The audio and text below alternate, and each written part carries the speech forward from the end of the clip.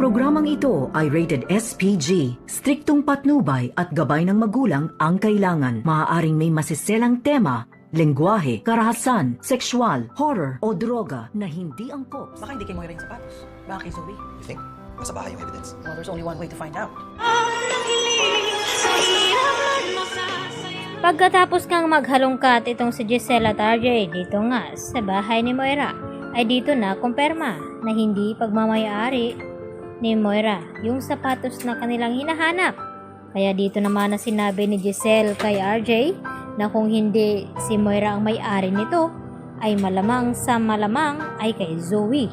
At agad naman na nagtungo itong dalawa na si RJ at Giselle sa bahay nito ni RJ, at dito na nga nila na kumpirma na naroon na nga ang sapatos ni Zoe na nakatago.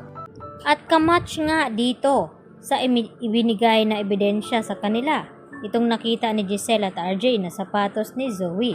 At sakto naman na dumating nga itong si Zoe at nagtanong sa kanila na kung ano daw ang ginagawa nila dito sa kwarto ni Zoe. At dito nga na nilapitan ni RJ ang anak at ipinakita ang sapatos. At hindi na nga napigilan ni Zoe na umiyak sa harap mismo ng kanyang ama at nagmamakaawa na wag daw siyang ipapakulong nito. At nagbanta naman itong si Giselle kay RJ na wag daw kaawaan ang anak dahil kriminal nga ito.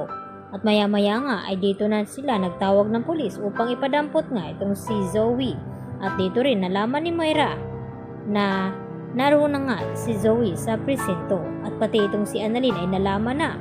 At syempre hindi rin nakaligtas kay Carlos Benitez na kailangan siya ng kanyang anak ngayon dahil nahulihan na nga ng matibay na ebidensya itong si Zoe. Samantala, gusto naman talaga ni Moira na gawing baliw daw itong si Lynette dahil sa trauma ng kanyang naramdaman. Pagkatapos nga ang pangluloob sa kanilang bahay ni Carlos ay tila hindi na nga nagiging maganda ang nararamdaman ngayon ni Lynette, dahil kung makakita nga siya ng lalaki na kakaiba sa kanya ay dito naman niya napagdudahan na baka isa ito sa mga nangloob sa kanya. At ang isang lalaki nga ay nagawa pa nga niyang saktan at muntik-muntikan na nga niyang saksakin ng ballpen dahil sa maling akala na baka ito yung nangloob sa kanilang bahay. At humingi naman ng pasensya itong si Carlos sa lalaki ito, at ganoon din itong si Annalyn na tila matindi talaga ang trauma na naramdaman ngayon ni Lynette. Samantala, hindi pa rin mawala-wala kay Zoe na baka inuusig na nga siya ng konsensya at hindi din daw siya titigilan ng kanyang lolo Pepe hanggang sa hindi daw siya aamin dito kina RJ at Giselle. At sa pagkakataong ito na nga ba ang oras na aaminin na ni Zoe sa kanila na siya nga ang nagtulak kay Don Pepe, subalit ay hindi naman niya iyon sinasadya. At paniniwalaan pa nga ba siya dito ni RJ at Giselle na ngayon nga ay paulit-ulit na nga nagsinungaling itong si Zoe na pinagtakpan ang kanyang ina. Sa akala nga ni Moira na absuelto sila sa ebidensya dito sa fingerprint dito ni Zoe na hindi nga nagtugma, dahil ang nakuhang tugma ay ito namang mga kamay ni Don Pepe dahil ginamit niya nga ito sa pagturok dito nga kay Dax upang makatakas.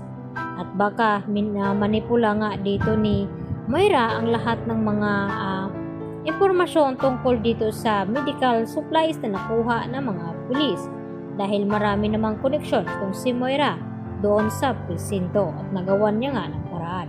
Yan ang ating pagkatutukan bukas, dito lamang yan sa Abot Kamay na Pangarap. Bye-bye!